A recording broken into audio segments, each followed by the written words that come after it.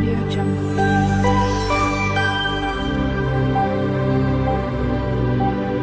Audio Jungle. Hello everyone, જય શ્રી કૃષ્ણ. મારી ચેનલમાં તમારું સ્વાગત છે.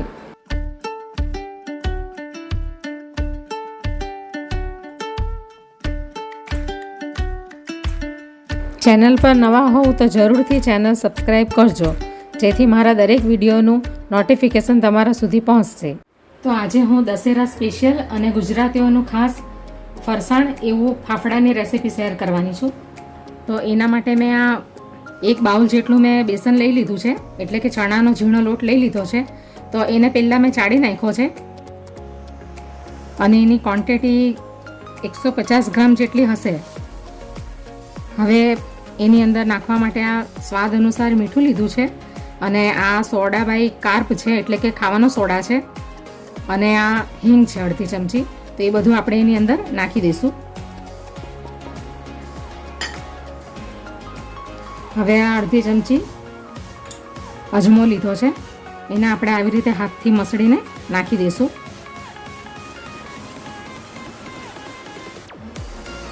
અને આ 2 ચમચી જેટલું મેં ઓઇલ લીધું છે એની અંદર નાખવા માટે.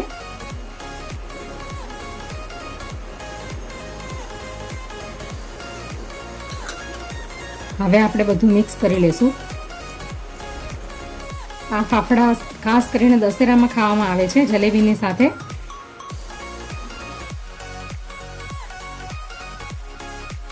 હવે આપણે એની અંદર થોડું થોડું પાણી ઉમેરતા જશું. એક સામટું પાણી નથી નાખી દેવાનું.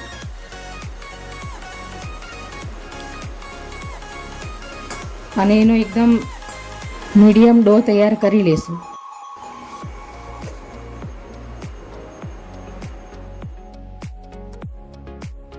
તો આ રીતનો આપણે એનો ડો તૈયાર કરી લઈશું. પછી થોડું આપણે હાથમાં ઓઇલ લેશું.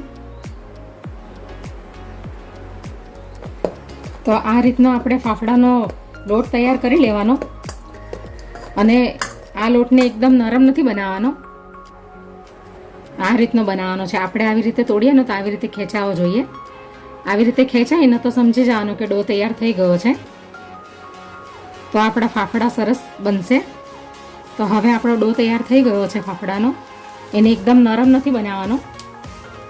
2 મિનિટ એને રેસ્ટ કરવા દઈશું આપણે.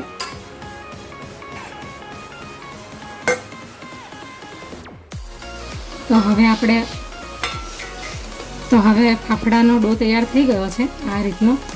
તો હવે આપણે ફાફડા બનાવવાનું ચાલુ કરીએ. તો એક આવી રીતે એનું પોર્શન લઈ લેવાનું. આ રીતનો શેપ આપી દેવાનો અને પછી અહીંયા મૂકી દેવાનો આવી રીતે. અને આ હાથની આ હથેળીની મદદથી એને આપણે પ્રેસ કરીશું આ રીતે.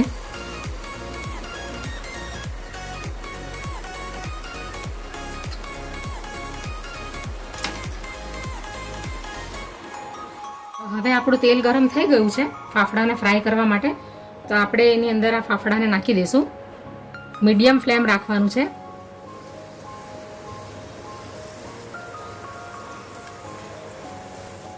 ફાસ્ટ ફ્લેમ પર એને નથી ફ્રાય કરવાના, મીડિયમ ફ્લેમ પર જ આપણે એને ફ્રાય કરવાના છે.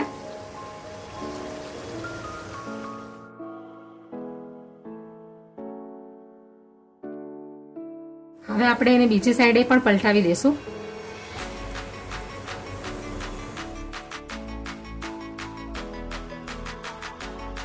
તો ફાફડા બંને સાઈડથી ફ્રાય થઈ ગયા છે. તો આપણે હવે એને ડીશમાં કાઢી લઈશું.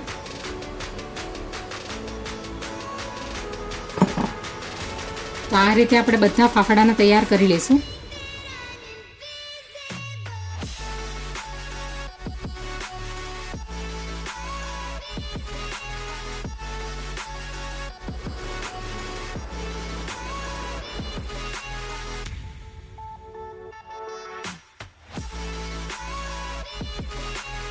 તો આપણા ફાફડા બધા તૈયાર થઈ ગયા છે આ રીતના.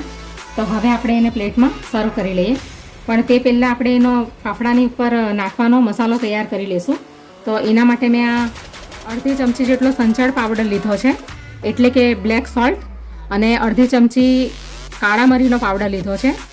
અને આ અડધી ચમચી હિંગ લીધી છે.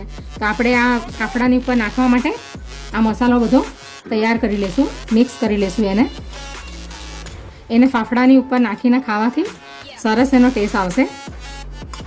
અને હિંગ છે એટલે પચવામાં પણ સહેલું રહેશે. તો આ રીતનો આપણે એનો મસાલો તૈયાર કરી લેવાનો. તો હવે આપણે પ્લેટમાં ફાફડાને સર્વ કરી લઈએ. તો આ રીતના આપણા ફાફડા તૈયાર થઈ ગયા છે. તો આપણે એને પ્લેટમાં સર્વ કરી લઈશું.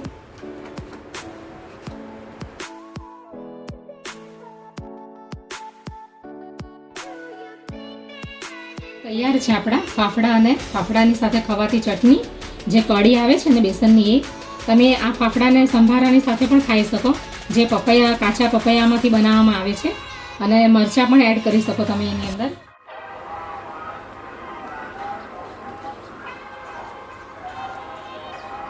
આવી રીતે એની ઉપર આ મસાલો સ્પ્રિંકલ કરીને, તો આ રીતના આપણા એકદમ ક્રિસ્પી બન્યા છે, એકદમ આવા. એને આવી રીતે ચટણીમાં ડીપ કરીને ખાવામાં આવે છે અને સંભારાની સાથે પણ ખાવામાં આવે છે.